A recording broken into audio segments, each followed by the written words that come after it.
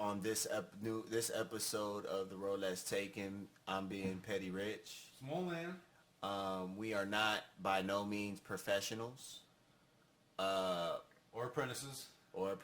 or anything or any licensed mental health experts. Just two dudes going through life, sharing our experiences. Just trying to give fruitful conversation towards something that's really important, and I think is a little underrepresented, at least in a positive way.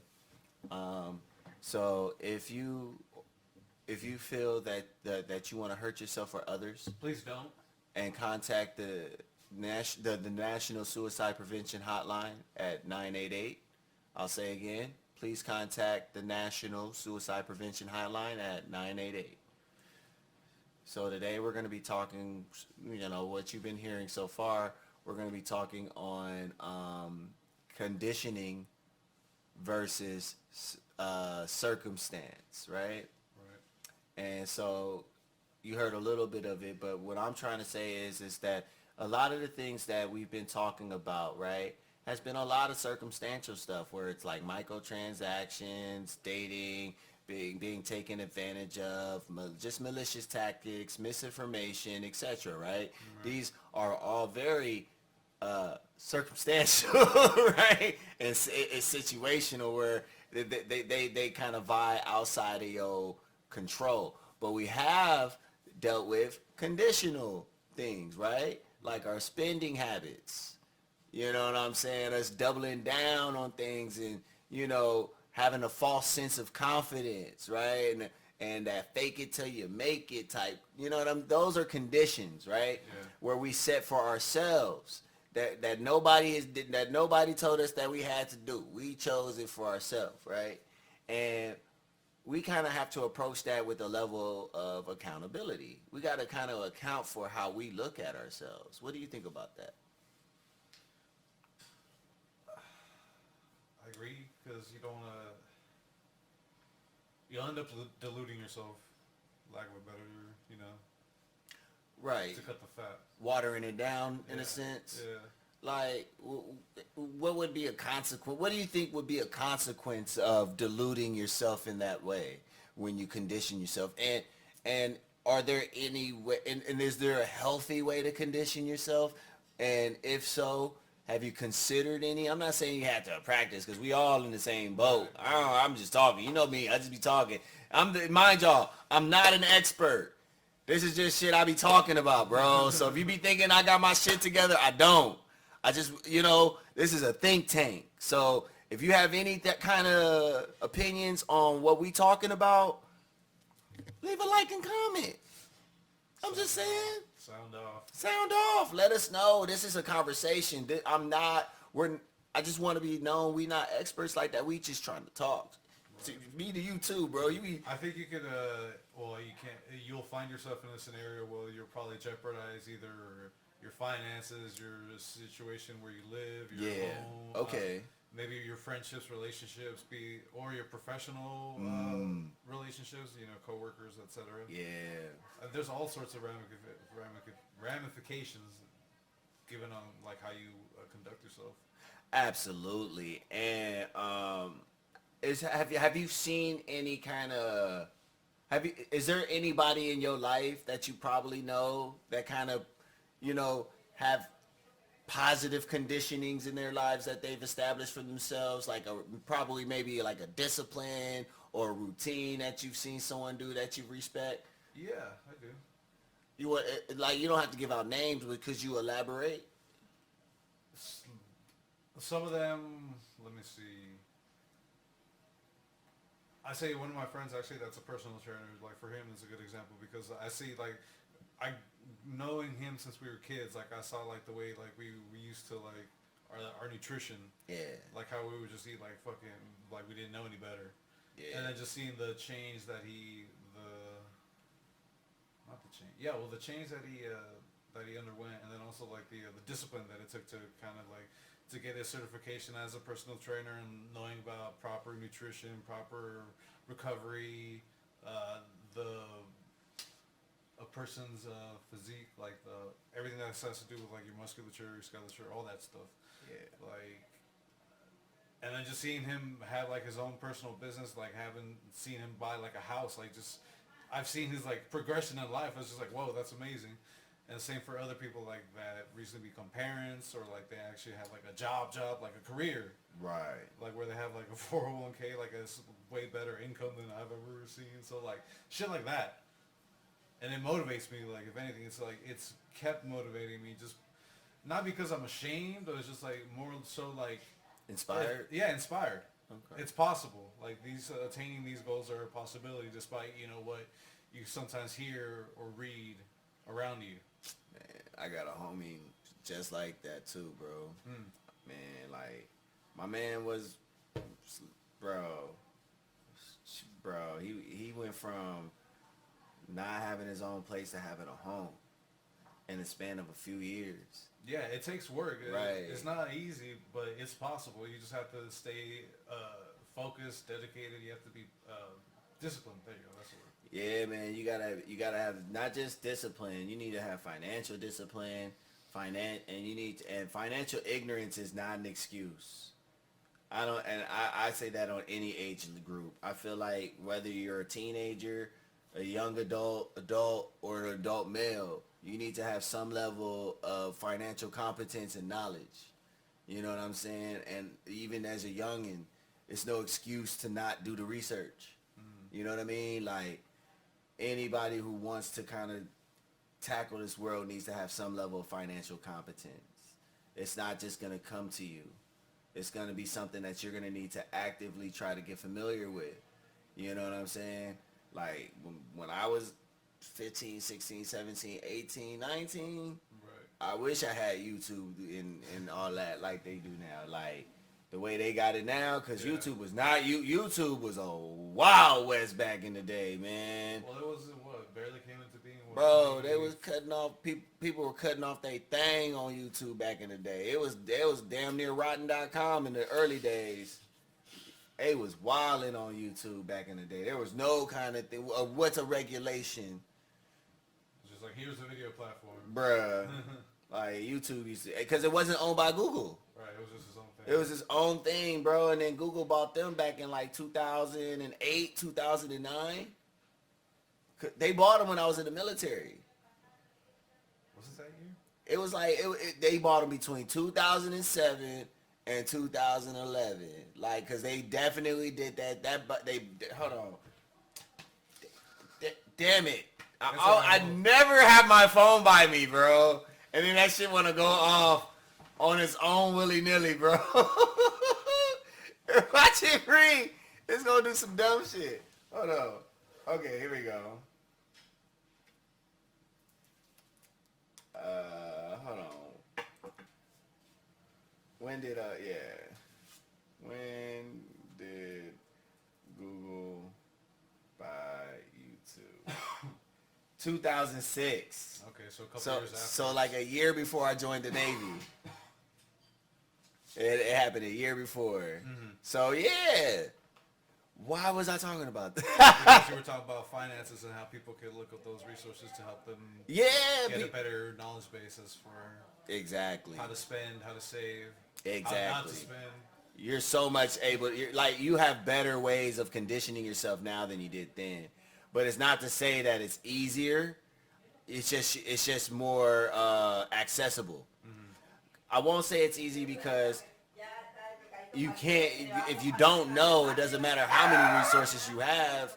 You know what I'm saying? Yeah. It's like going to a gym without having any knowledge of fitness, right? You're just walking in with a bunch of machines lost. and Like, lost. what do I do with what? You know what I mean? Like, do I lift this with my leg? Do I use my arm for this one? You know, like, How do I lift this? I'm pretty sure people don't know about NACA. People don't know about their local, how you could probably get you, like, if you're under a certain,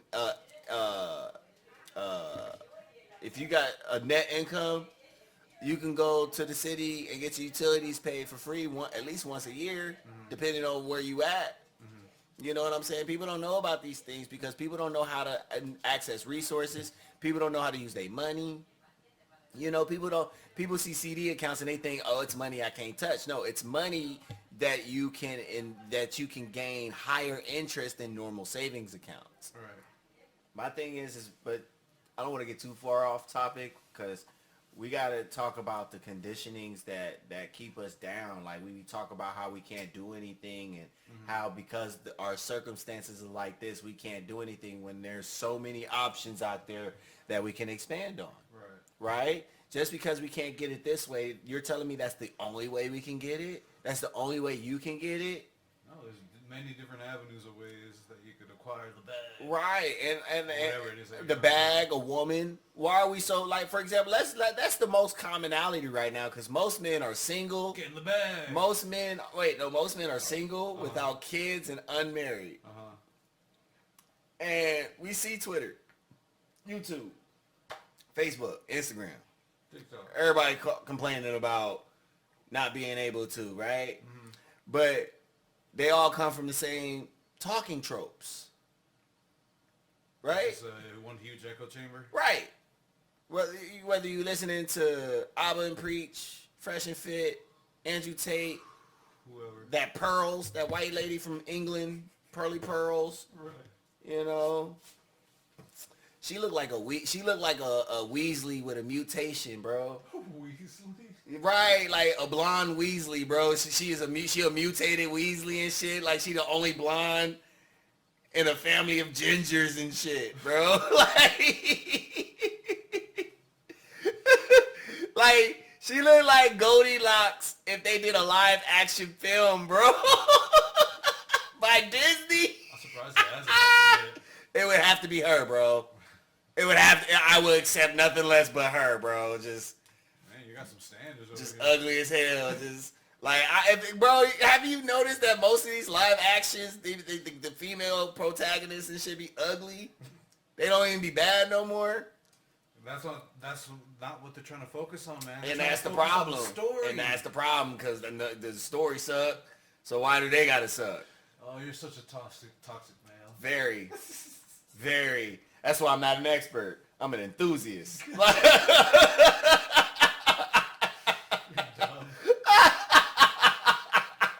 I am not a licensed mental health expert. You just got some shit to say. I just got some shit on my chest. But my point is that why are we so called as individuals, right? Men who are individuals, we have control of our own personal destiny.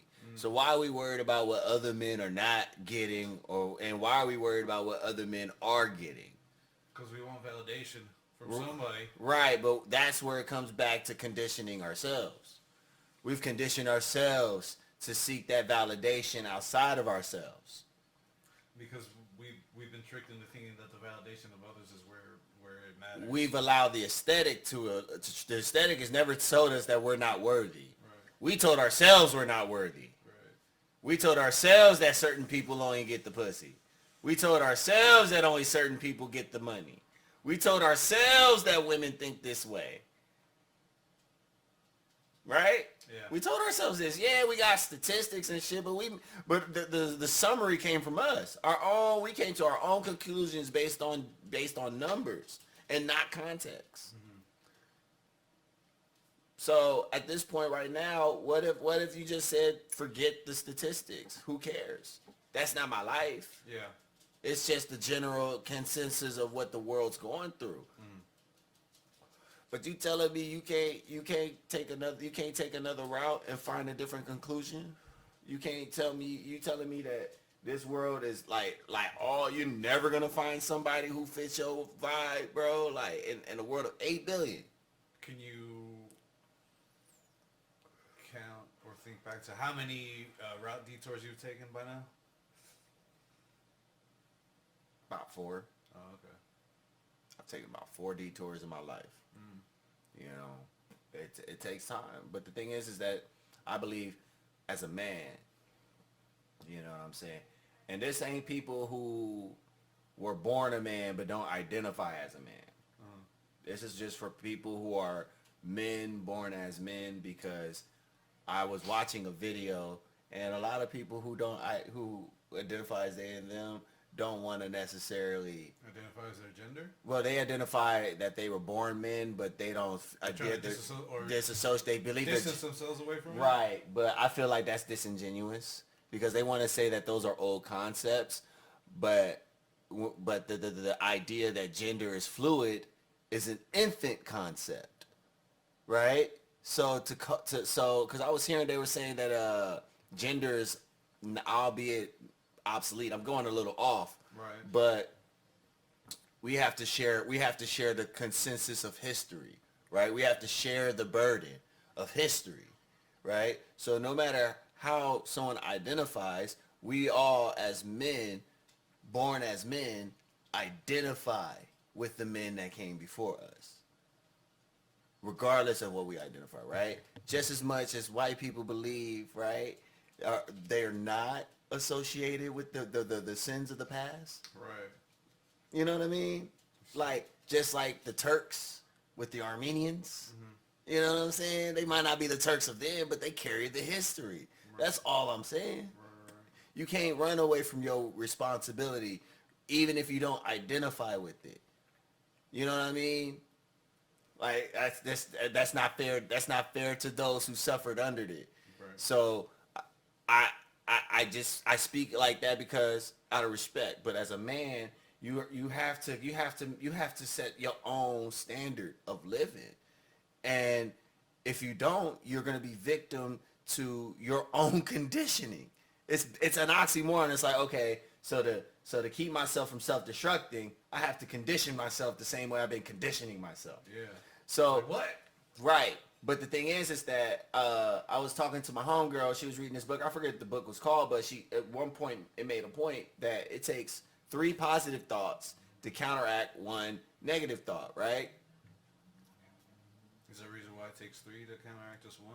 Again, it was just one point out of the whole thing she was reading that really kind of just drawn to me. Okay. I don't necessarily kind of believe in the concept, nor do I have enough context to explain that concept. Gotcha. But the overall point of that for me is that I have to do the work. Because I got upset because I was like, damn, so if I got 100 negative thoughts, I need 300 positive thoughts. Well, that just means I need to put in the work to find those 300. Mm. It's not like, oh, it's impossible, oh my God, so I can't do this method. I didn't even take the time, right? Mm-hmm. We hear something absurd or something that seems outside of our reach, and we resign ourselves and condition ourselves that maybe we need to find another way instead of giving it an honest approach. That's what men do. We give it an honest approach. Give it the old college try. Right. Instead of resigning ourselves to the aesthetics of the situation. Mm-hmm. You know, now some situations actually play out. Some play out just in our minds. And we've given up before we've taken arms to the situation that we believe eludes us. But we haven't even given, we forgot to believe in the most important thing, which was ourselves. We've conditioned ourselves to not believe in ourselves. Why do I notice that's a plague upon a lot of people? It's just like they don't believe in themselves. Like, what? Remember, it's a couple of episodes that we go back on where in America, or at least in the West, there's no, there's no initiation. Is that what it's called? Oh, rite of passage? There's no rite of passage for boy to man. So that's where you think it is? There's a lot, insecurity of manhood, because a lot of men don't know when they become men. You know what I'm saying? Think about it. Like, society has told us we're not men on every level if we're not doing it a certain way, which has caused a lot of men to be insecure in their position.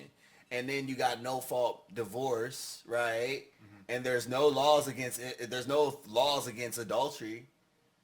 You know what I'm saying? So you have a lot of men who are disrespected in their relationships, or not respected at all in their relationships.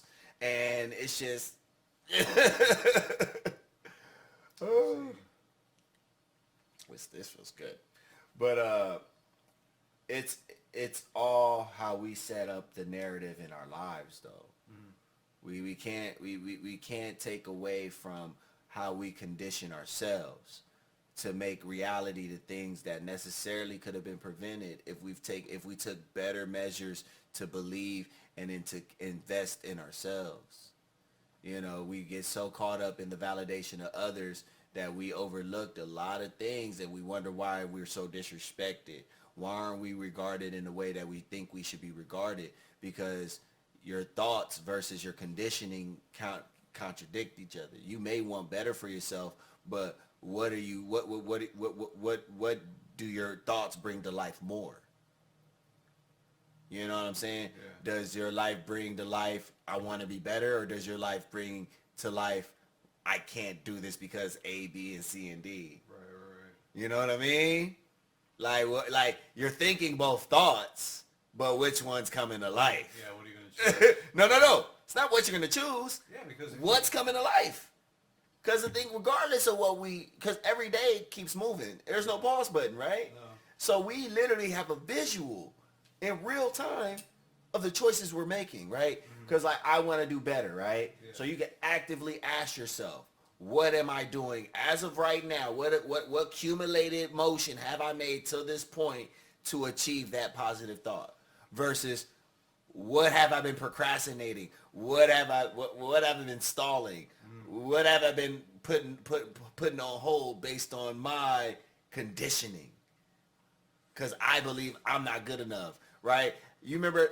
I can't remember those times. I'm not talking about with us. I'm just saying. Just remember a time when you were just doing something and you wanted to post it, but you were like, it wasn't good enough.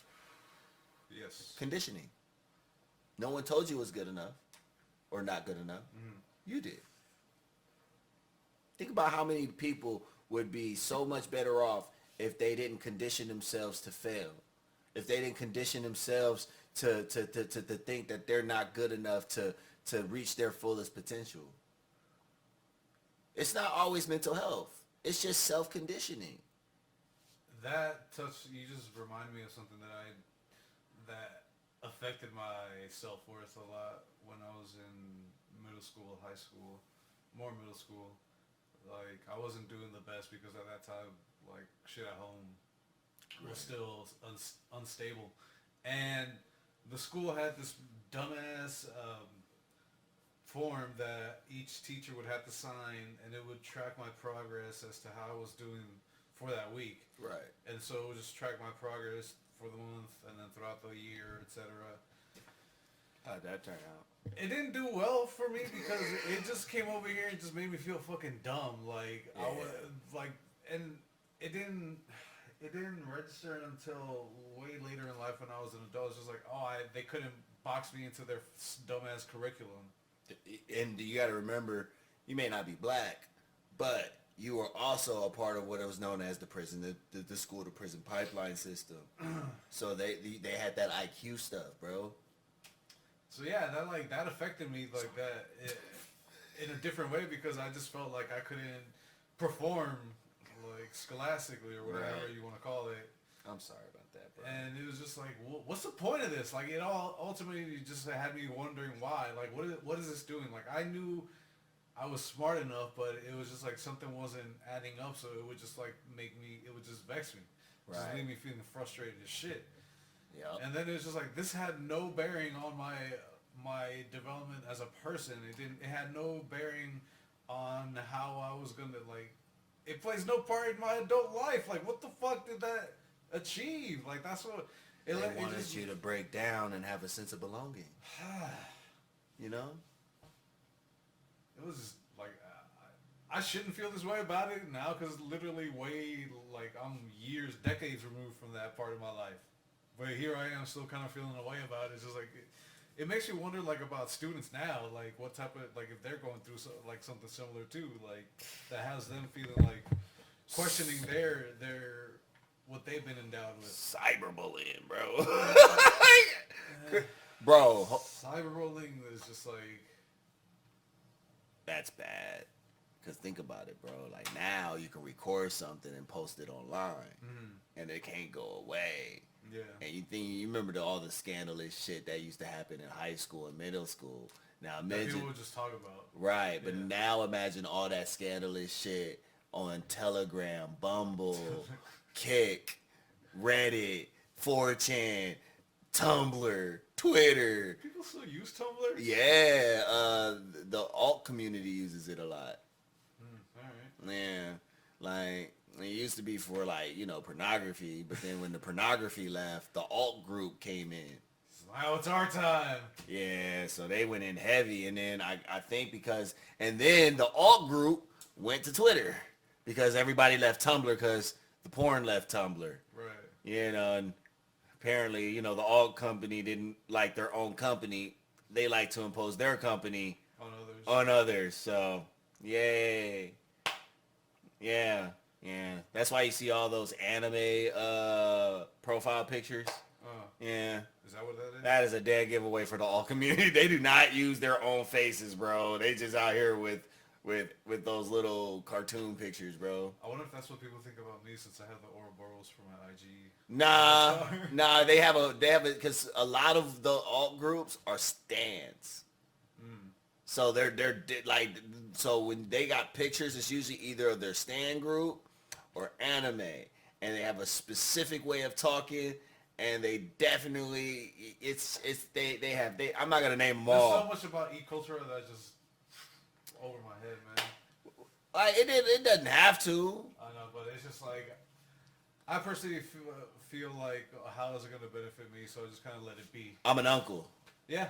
So I got nephews and nieces to protect. You know what I'm saying? And then what was it? Kick or Bumble had there's a bunch, like I was just watching on YouTube. It's a bunch of kids, like teenagers breaking down crying because they were taken advantage of by adults on them sites, man. That's fucked up. Yeah, bro, like getting led like Chris Hansen shit without Chris Hansen. You know what I mean? Like, shout out to Chris Hansen. You know what I'm saying? My boy kept the generation safe out in these parts, boy. He kept the boy safe. No.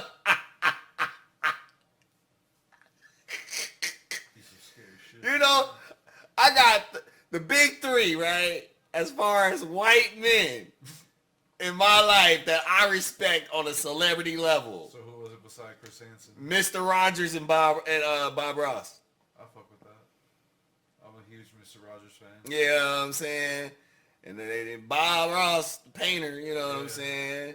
Happy trees, you know what I'm saying? And then, of course, Chris Hansen. Boy, no lie, I'm glad that you brought up Mr. Rogers because at that point in time, like, I thought something like he was a breath of fresh air in the sense of like, oh, like people can speak normally to like address you as a person. Like this exists. It did, bro. Fuck, dude. It was just he was always so welcoming and yeah, dude. You know, he spoke in mannerisms that were calming and really just easy to kind of just grasp. Bob Ross, he was somebody that kind of let me explore art, even though I didn't have the you know what I'm saying? And then Chris Hansen made my evenings hilarious. Wow. Oh my God. Bro, what? Seeing him break down in tears, bro? Yeah. We're going to have to definitely bleep that word out. Like, having them boy, it was a couple, because I used to watch that shit like it was a cartoon special, boy. I swear. Let me get my popcorn ready. Yo, now I used to watch them live, so I know, I remember some episodes that you can't really find. There was an episode where one of them didn't go in the house. Oh, he already knew? Nah, bro. Or what, they just tackled him before he got he just got shook like a deer. You know what I'm saying? You know how something fell off? You know how like a deer would just, and his dip, like he just froze up, was like, no, he went just like this. Like, no, I don't even think he touched the door. I think he just walked up to the door, kind of looked both ways, looked around. I guess it just didn't, and they couldn't arrest him. Because they could only arrest you, they only could arrest them when they went, that's what I found out that they could only arrest them when they actually go inside the house. All right, but I mean, there was communication between that dude and their undercover. There's the communication, so, but shouldn't that be enough to at least? No, because there's plausible deniability all the way until they go inside the house.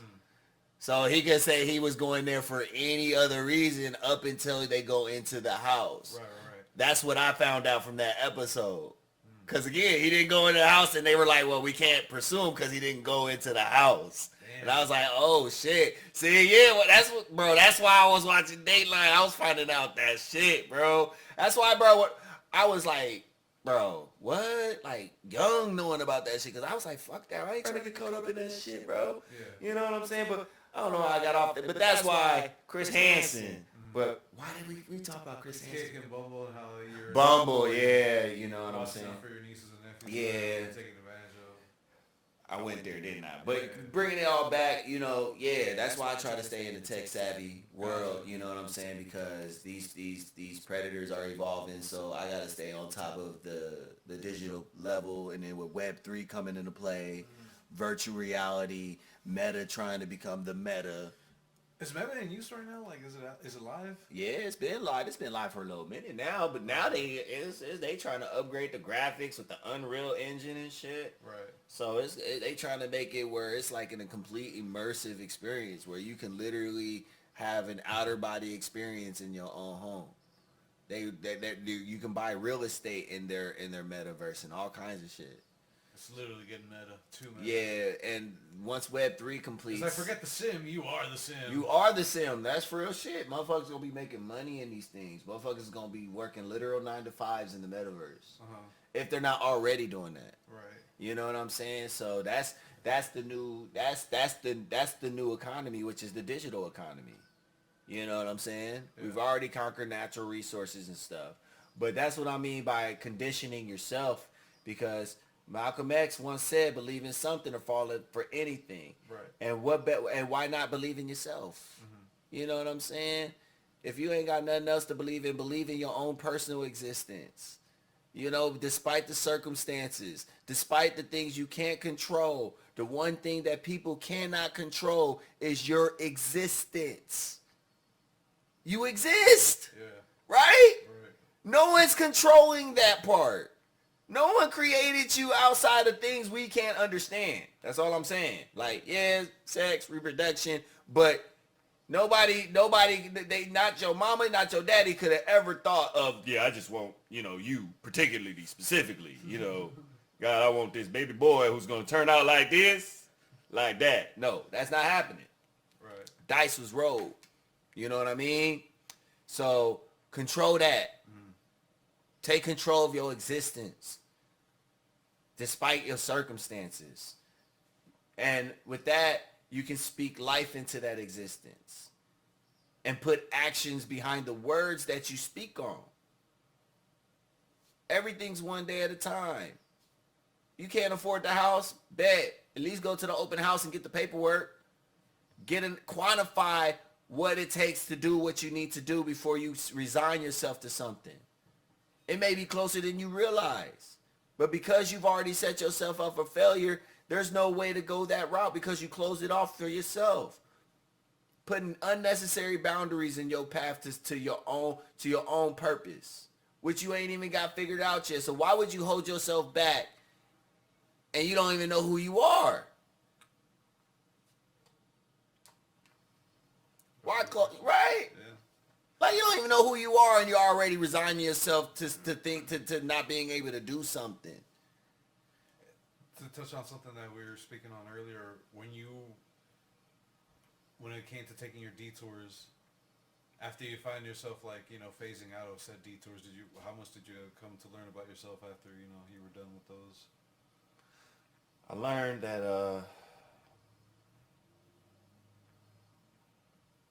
I was hurt, angry, and I really didn't want to think about a lot of things that were going on in my life. So I was a bit disassociative. You know what I'm saying? Okay. I would kind of just check out a lot, and just kind of move forward, to the point that it was a lot of oversight. So the way that I kind of came out of that was I had to confront it. You know what I mean? I had to be present with how I felt. I had to be present with the shortcomings that came along with how I felt. I had to confront the feelings. I had to confront all of it. You know what I mean? Like, I couldn't shy away. I couldn't save it for another time. I couldn't just fake it till I make it. I had to accept what the situation was, and then condition myself from there. You know what I mean? Like, I had to understand. I had to confront the things I couldn't change in my own life. Right. And then I was able to establish those boundaries. It's, you know, because it's like boundaries are conditioning. You know what I'm saying? So so to set boundaries, it keeps you away from negativity. It keeps you from being triggered into that negative thought process. That was my first step. Right. To set boundaries, to kind of keep people out, to like kind of just, you know, start making, you know, start vetting people more who came into my circle who would trigger these said thoughts. Yeah. That was the first thing. I had to get that shit away, because no matter how much I try to train my mind, if I'm constantly emotionally and mentally triggered, it's always going to be something to reboot that thought process back up. Mm-hmm. So you got to remove those things that put you in that frame of mind out of your system. Once you got that out your system, that's when you that's when I started tackling it. You know what I'm saying? Instead of saying I'm broke, I'm financially transitioning. You know what I mean? Like, yeah. Like, it's not wrong. I'll get paid soon. It just means I don't have money right now. I'm not necessarily broke. I'm just not at a time where I'm fine. It's financially feasible for me to move funds. Yeah. You know what I'm saying? And both are true. You know, but which one sounds more lucrative in the long run? Which one sounds like my money is moving more so than the other? Saying that I'm broke, or on a financially transitioning in a way that I can't provide money at this time? I'll go with the latter. You know what I'm saying? So just putting life into your money in a different way can definitely set the tone for how you operate. Right. That's all I'm saying. Like, it's a difference between conditioning and the circumstances. I get it. But we don't account for the way we've conditioned ourselves before we even get to the situation. Like, a lot of so much of that is something that I battled with. So yeah, a lot of this is ringing so true. We gotta, you know what I'm saying? Like, before we approach the battlefield, we gotta approach. Yeah, I'm done with this. Before your massage contraption broke down, or I just unplugged it. Yeah. And it was like it turned my back into jelly. But we got to get to a point, I guess, where it's just you're responsible for yourself in a way that you can only condition yourself the way you want to condition yourself. You know, because at the advice you get, the people that affects you, is what you allow to affect you, is what you allow to accept eternally. So if you can accept external ideas and thoughts, that means you can be just as receptive to internal thoughts. Mm-hmm. The thoughts that you produce in your own mind. You just got to take yourself a little more serious, right? Like, just as much as you hold an elder in regard, or a teacher, or a professional, you got to hold yourself to that same regard to your own thought process. If you don't take yourself serious, why would you consider your own thoughts? Right? Like, why would you consider your own wisdom or advice? Why would you think it's meaningful to pass on if you don't even hold true to the words you say to yourself? You know, that's why people go against a lot. That's why you hear a lot of people say things but don't actually act on them. Because a lot of people say things that they don't believe in themselves. That's why you judge a man by their fruits, some would say. Judge them by their actions and not their words, past or future, but what they got going on right now and how they move right in front of you. But it comes down to just, you know, because like I've had that issue. Constantly saying I hate myself. Constantly saying I hate my life. Constantly saying fuck this, fuck that. But it comes to a point where it's like, what did I do so bad to myself to deserve that kind of treatment from myself? You know, I know despite my shortcomings, I've tried everything that I could in my power to do the best that I can. I've been consistent in my life as who I am, right? Mm-hmm. So why am I beating myself up for doing the best that I could in a life in the circumstances and in the situations that have been dealt to me. So instead of being so hard on myself, I look at it more so as like my my past self has gotten me through to be able to be in the position that I'm in today. Right. You know, instead of reprimanding, I give praise to the past that brought me here, because there was a lot of times I could have been dead, but despite not having all the wisdom, I used the knowledge that I had to keep myself alive. You know, I made the right enough choices to keep my existence perpetual to this day, and that's noteworthy. So you know what I mean? Like, how old are you? 39. That means 38 years. The past has kept you alive.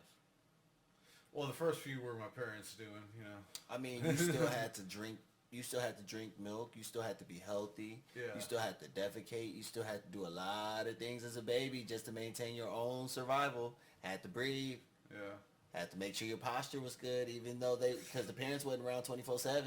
There's a lot of things that we do too. I'm not taking away from our parents, but what I'm trying to tell you that our existence is a matter of survival. You know what I'm saying? And we downplay our part in that fight. We hate our lives, but yet our very lives reeks of a will to live. You know, you wake up every day, work out, you do what you got to do, you edit, you podcast. You know what I'm saying? You work out, you get strong. You're kind to your friends. You console the people that needs consoling. You get vexed when people confuse you. You know what I'm saying? Yeah. Is that a man short on living? Or is it a mindset that conditions him to think less of what he's really about? The latter? The second part? I mean, you know what I'm saying? Like, I very much need you in my life for what we do. Right. I see you in a valuable light. You know what I'm saying? And I'm pretty sure there are other people in your life who would think the same. Which means that, and I can argue the same in my life. And I know how sometimes it feels light as a feather when it should be heavy as a rock, because there's a lot of people who fuck with what we do. So, you know, conditioning is a huge part Right. of a lot of the circumstances we find ourselves in. And we misconstrue that conditioning with mental health, mental illness, thinking that, oh, we just can't do this, we can't do that. And it's like, no, it's just the constant conditioning we've been doing to ourselves to the point it feels like just breathing air. You know what I'm saying? So when you recondition yourself, think of it as holding your breath. Right? Denying yourself of oxygen. That's essentially what you're doing, is cutting the oxygen out of thoughts that are deeply rooted in your mind from years of conditioning. Was there ever a point where you experienced like a sense of like freedom because you no? Just understanding. Because it's not necessarily about being free of it. It's about quantifying it. Okay. You know, being able to measure how far in or how far out, because then you can dial it up or dial it back, because everything in life is balance. You know, there is a level of conditioning that needs to be done. There's a level of circumstances and situation that are involved, and it all matters on just dialing it. Sometimes you got to condition yourself more, or sometimes you condition yourself less, and just you just let the conditioning that's already in play out. Right. You know what I'm saying? It's just all a matter. It's because there is no sure free method, one glove fits all method to keep yourself in a positive level of living, because everybody's mental health is different. Everybody's journey is different. So to tell you, oh, all you need to do is this and that, no. You just got to dial your conditioning accordingly, based on what foundations are set and what foundations you want to break away from. Like, it's all a process. There is no sure free anything. It's Yeah. all work.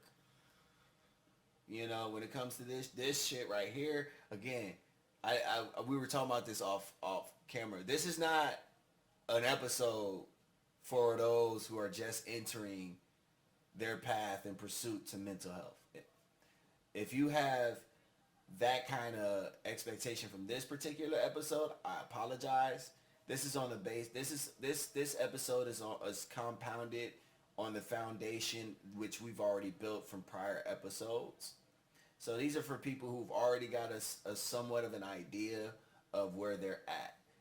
You know what I'm saying? Because there's going to be times you're probably thinking, because we were talking about this earlier, like a lot of people can't control how they feel and how they think. And sometimes in my earlier episodes, you just got to let it all out. You know what I'm saying? Mm-hmm. So that you can get the reason why you empty out your tank, right?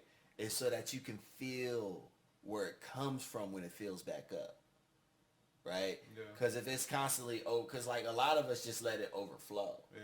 So, you know, yeah, you have a cup that's full, but we're not even counting the water that's still pouring in versus emptying it out and then letting it fill back up. We can find the source.